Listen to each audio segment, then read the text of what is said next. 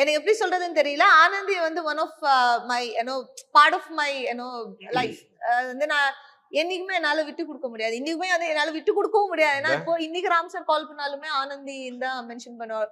Not அப்படியா? Only Ram sir அவங்களோட entire team எல்லாருமே வந்து ஆனந்தி தான். யாருமே நீங்க டக்குன்னு போயிட்டு அஞ்சலி அப்படின்னு நீங்க மென்ஷன் பண்ணீங்கன்னா ராம் சாருக்கு வந்து it will take at least 2 to 3 seconds to அது ரியலைஸ் பண்றதுக்கு அஞ்சலி தான் ஆனந்தி அப்படின்றது. சோ எனக்கு வந்து எனக்கு அது பாசிபிலிட்டியே இல்ல. அந்த ஆனந்தில இருந்து வெளியில தூரமா தள்ளி போற பாசிபிலிட்டி இல்ல. இருந்தாலுமே எனக்கு வேண்டாம்.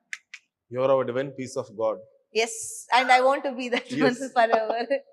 Right. So இப்போ உங்களுக்கு அந்த பாடல்லாம் கேட்கும்போது எப்படி இருக்கும்? பறவை எங்க இருக்குற எல்லாம் கேப்பீங்களா? பறவை எங்க இருக்கு எனக்கு இப்போ கேட்டாலுமே ஏதாவது இன்ஸ்டால ஏதாவது ரீல் பார்த்துட்டு இருக்கும்போது கூட அந்த யூசுவலா நிறைய வாட்டி பார்த்துட்டோம்னா ஜென்ரலா வந்து என்ன விஷுவல் போட்டிருக்காங்கன்னு பார்ப்போம். அதுக்கப்புறம் வந்து ஸ்க்ரால் பண்ணிடுவோம். பட் இப்பவுமே வந்து எனக்கு பறவை எங்க இருக்கிற ரீல்ஸோ இல்ல வந்து ஏதாவது விஷுவல்ஸோ என்னோட வேற விஷுவலுக்கு அந்த சாங் போட்டா கூட வந்து நான் அதை பார்த்துட்டு ஃபுல்லா ஒரு வாட்டி ஃபீல் பண்ணிட்டு அது ஒரு மாதிரி எப்படி சொல்றது இப்பவுமே அந்த சாங் நம்ம தனியா ஒரு சைலன்ஸ்ல உட்காந்து கேட்டோம்னா ஒரு மாதிரி உள்ள வலிக்கும்.